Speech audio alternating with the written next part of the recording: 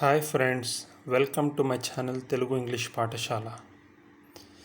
లేవండి అంటే get up, get up, get up అని చెప్పాలి.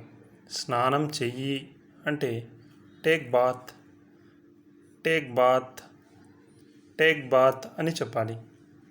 త్వరగా, తొందరగా అంటే hurry up, hurry up, hurry up అని చెప్పాలి.